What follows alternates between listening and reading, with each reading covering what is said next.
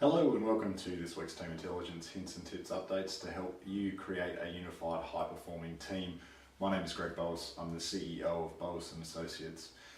Appreciate your patience. I know you've probably been looking out for our blog updates. I've actually taken some time off over the last few weeks. We've just moved house. This is my wonderful new office and plenty of new space to play with. You'll have to forgive the boxes if you can see them on the video. I trust they've actually been zoomed out. Yeah, really excited. I just wanted to get back into it and to share lots of great value with you. This week what I wanted to do was share a performance tip, basically a performance tip giving you guys in a leadership position to know what the difference between the top 5% of salespeople, sales performers are compared to those that aren't in the top 5%. So what we're going to do is we're going to look at that in particular. And what I mean by the top 5% tip is that it's not necessarily something like you might think it's product knowledge, it's how to overcome objections, it's skill levels, it's all these other salesy type things. It's not that, it's actually something more, and it's something that's unique to all of us, and whether we use it well or whether we don't use it well, it's really about learning how to actually harness it so you can achieve more and achieve more consistently, because the top 5% are basically the ones that use the system and they use it consistently and they push through their comfort zone. So what am I talking about? So the top performance tip that I wanted to share with you guys is actually what we as human beings are used in our archaic brain to keep us safe. It's our ego. Now what I mean by ego is it's not the egoic type of I'm wonderful, I'm fantastic, and the typical salesperson stereotype is, you know, performing, driving the Porsche, you know, wearing the flash suits and being, you know, really manipulative.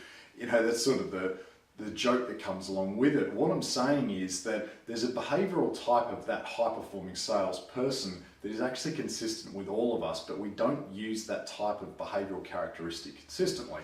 So by using ego consistently, we can actually then improve our sales results, but also more consistently, longer term, and we actually then grow as a person. And then you can add on things like sales skills, overcoming objections. But until you can get your masterful management of your own ego, you'll have too inconsistent results no matter how good your training is. Now, what I wanted to do is to give you a quick overview now as to how this relates to the 4 types of behaviors that we have shared with you in the past in our team intelligence model. So the 4 behavioral types, if you haven't heard me talk about this before, are the lion, the dolphin, the mother bear, and the squirrel. Now, a quick overview. The lion is all about results.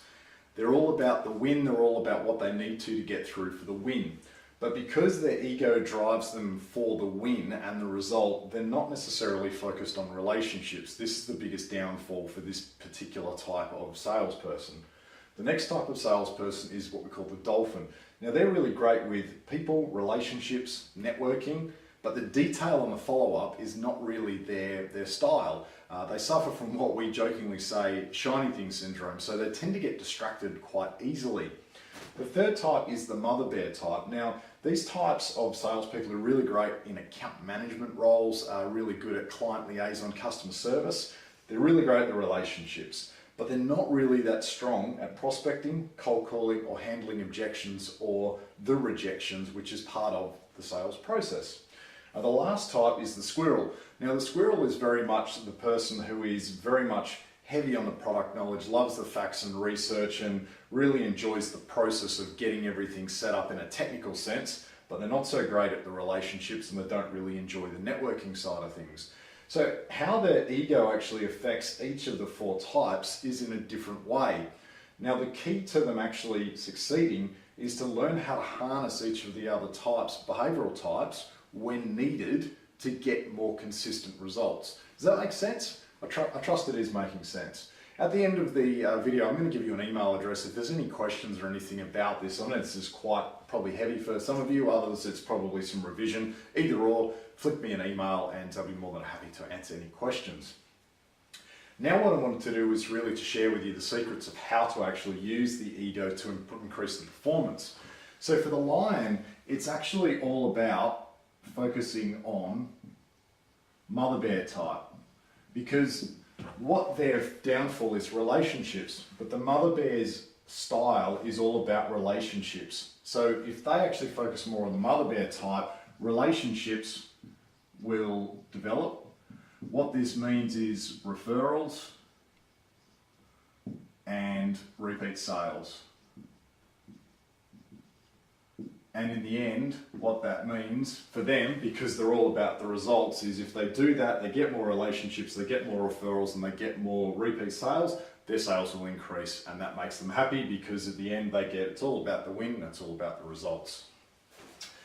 The dolphin, their stretch is actually harnessing more lion energy.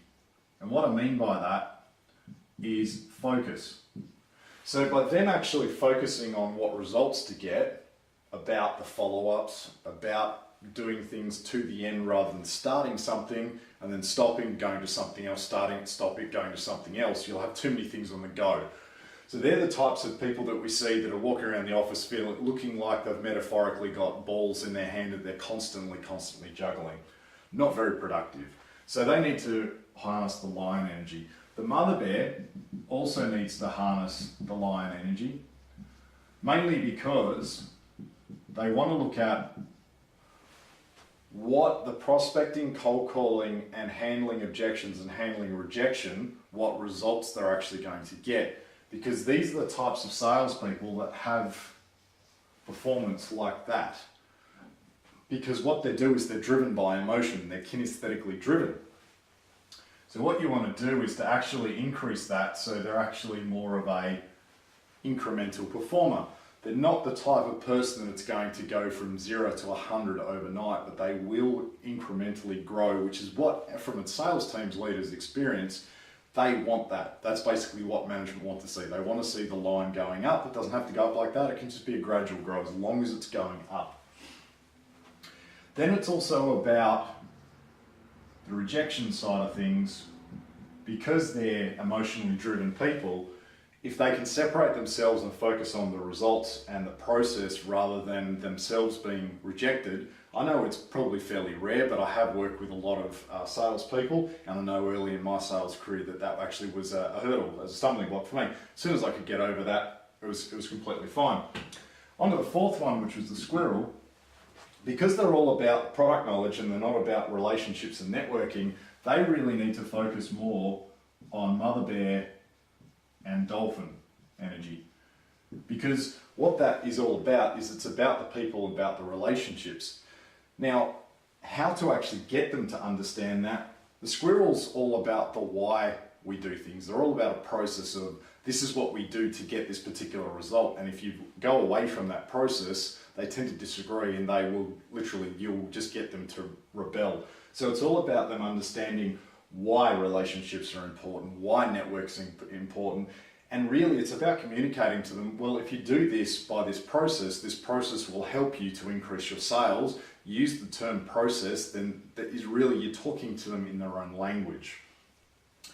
So I trust that that's been helpful for you. As I said, it's quite a detailed process. It can be quite simple. If there's a particular scenario that you've got, feel free to get in touch with us. Our contact email address is info@boasandassociates.com. Otherwise, check out our website address, which is www.boas, that's B-O-A-S-E, and associates.com.